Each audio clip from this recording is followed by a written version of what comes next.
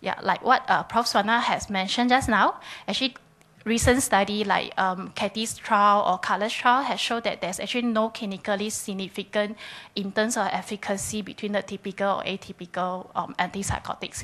However, they do difference in the side effect profiles and also costs.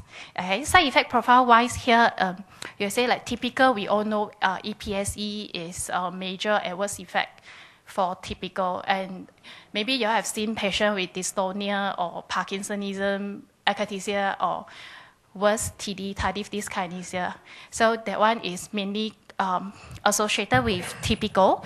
But how about atypical? Are they free from EPSE? They are actually not free from EPSE, but less so incidence.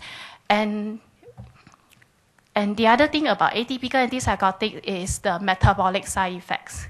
We all know now that especially clozapine, quetiapine, or olanzapine, they are highly associated with weight gain, which may lead to dyslipidemia, diabetes, and also with risk of cardiovascular effect. Okay, and cost-wise, I think everyone knows which group is more costly, right? Yeah.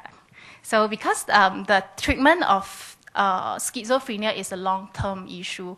So when we choose antipsychotics, we really need to take into consideration a lot of factors, which would include the patient's own experience, patient's previous treatment response. We need to go through the patient's medication history, like which antipsychotics the patient has been tried on and he or she responded well to the antipsychotics, and also the side effect experience. If the patient had a bad, especially EPSE side effects with typical antipsychotics, haloperidol or trifluoperazine, even chlorpromazine, when the patient come back, you want to change antipsychotic, so maybe typical antipsychotic might not be a good choice for this patient anymore because patient might be prone to this EPSE and had bad experience. So obviously, patient may not be compliant to the medication. Okay, and also comorbidity, we need to take into consideration, like if patient have concurrent Parkinson disease, so haloperidol may not be a good choice. If patient is obese, very fat, so obviously olanzapine might not be a good choice. And also if patient have this already have cardiovascular disease, then we might not want to give antipsychotics which is prone to QTc prolongation. For example, might be ziprasidone or even quetiapine. Some of these we might want to avoid. Okay, and the compliant history of the patient is very important also. Why is it so? Because if we know that patient have not been really compliant to the medication, like it could be, then we need to find out the reason. It could be because of the dosage regimen, like chlorpromazine, we need to give 3 times a day. But for the rest, maybe olanzapine, we give only 1 time a day. So which one the patient would prefer? And is it because of the 3 times a day they lead to the non-compliant, or because patient has no insight? So if patient has no insight or don't like the feeling of taking medication, so depot injection may be a choice for this patient.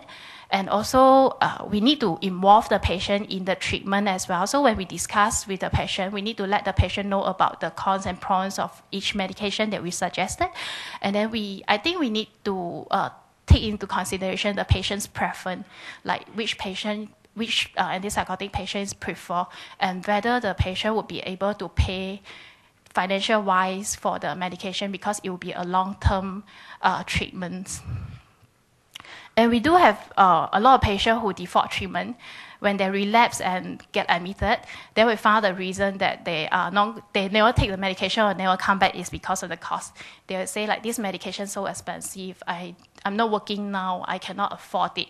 Yeah, maybe even with the help from medical social worker or with MediSave or MediFund, they might not be able to afford it also. So it's one of the very important consideration that we need to take.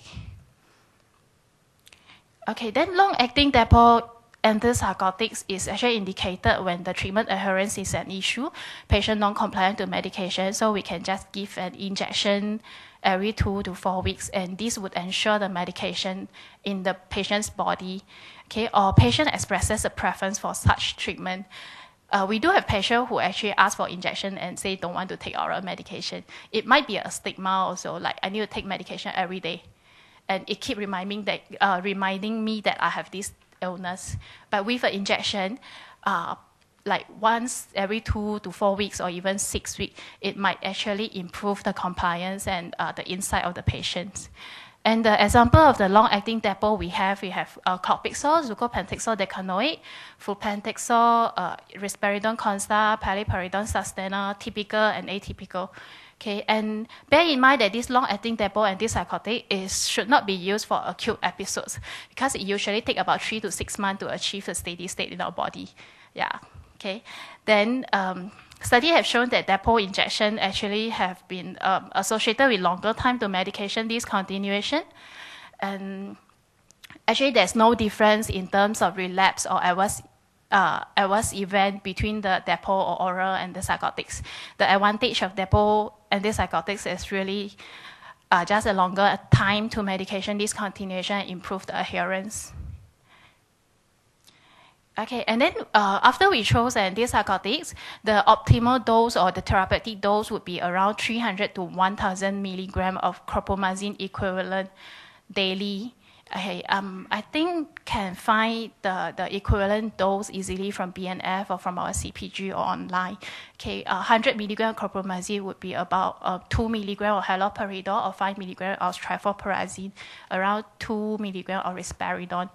Okay, and we need to give an adequate duration of trial, and usually it was 4 to 6 weeks.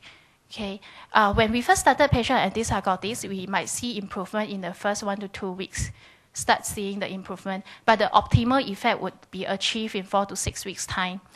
And after 4 to 6 weeks, and we find that there's inadequate response, or patient develop intolerant side effects to the medication, then we need to review the inadequate response is due to non-compliance or inefficacy. And also we need to think about whether need to change to another medication or not. Adequate trial 4 to 6 weeks at adequate dose.